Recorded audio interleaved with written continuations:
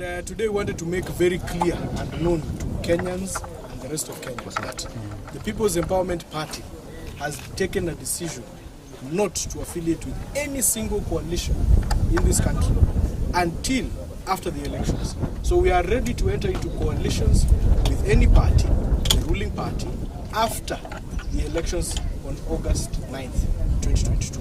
The reason for this is because we do not feel that any of those coalitions actually present for us an opportune moment for us to engage with them at this moment. We do not want to be caught in crossfires.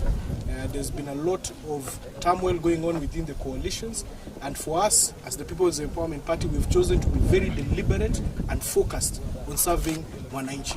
Now, for that purpose, sisi wote, all the aspirants who are within the People's Empowerment Party have chosen to go without making any close affiliations with any of the present coalitions, that is either Azimio or Kenya Kwanza, until after the elections, so that we can only enter into a coalition that is beneficial for the people. We want to be a part of the next coming government, and we want to contribute positively, but not in any manner that might prove to be divisive ahead of these general elections. Has any coalition approached your party? Yes, we have received. Na asipio kuna wale wa kizungu. Tutasema ya kizungu na Kiswahili. We've been approached by a number of political parties and political coalitions to be a part of them, but we have chosen to go towards this election in August 2022 without being a member of any of those coalitions as they've presented themselves.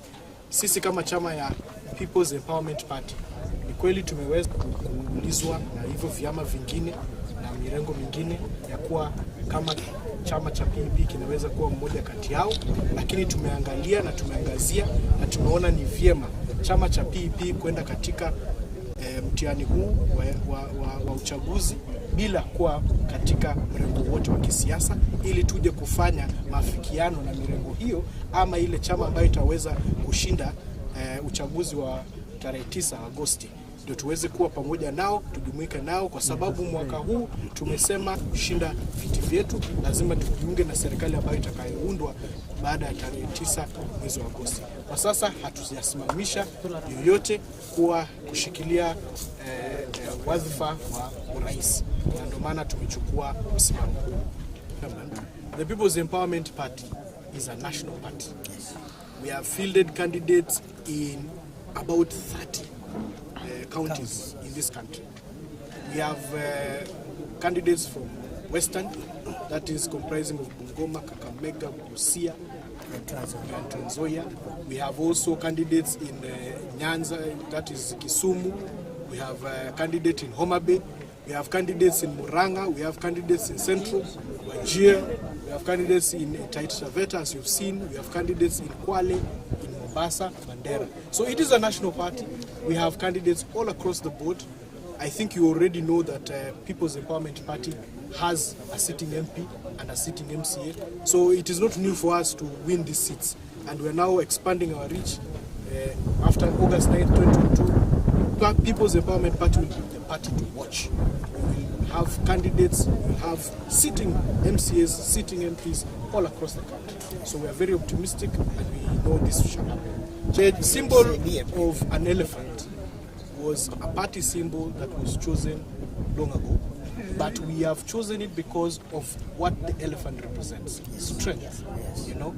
It is an animal that represents strength. It is one of the animals that is when you talk of big five, you start with the biggest, and that is the elephant. Number two, when we look at the human-wildlife conflict that we've had in Taveta, yes, we've had a lot of complaints from citizens about the issue of elephants and how much trouble that they cause them. But here we are saying, we did not choose this animal so that it brings problems to them. Tunataka dawa ya moto iwe moto. Wacha ndovu isuluhishe shida ambazo zinaletwa na ndovu katika kaunti ya Taita. So we are ready, willing and able to tackle any issue of human-wildlife conflict. I think the thing that has been there has been lack of positive management of the issue of wildlife within this particular county and nationally as when we look at KWS. I think it's time that KWS and the leadership of counties that border these national parks have genuine conversations about solving the issue of human-wildlife conflict. Animals have no problem, neither do humans. It is when there is laxity in how you manage how the two cohabit together is where the problems come in. Kwa hivyo it's a leadership problem, not an animal problem. Ndovu ina shida ni ukosefu wa maadili ama uongozi ambao unahakikisha kwamba ndovu amekaa kwake nyumbani na mwanadamu amebaki kwake nyumbani. As a national party leader, you had a message to the IBC. Have you been treated unfairly before at the IBC because you're not in a coalition? For now, we can be very frank that we have not received any unfair treatment from either IBC or the Office of the Registrar of Political Parties. We have had the most smooth sailing of affairs. However, we are now getting into the most critical period of this election.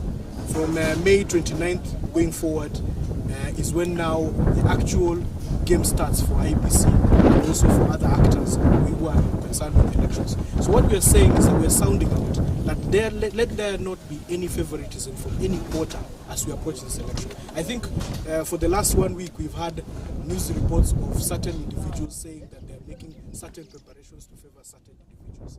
What we are asking for is that let those preparations not be made in favor of certain individuals. Let it be fair for everybody. Let everybody who has a chance to present himself to the public for election, let him get a fair chance to actually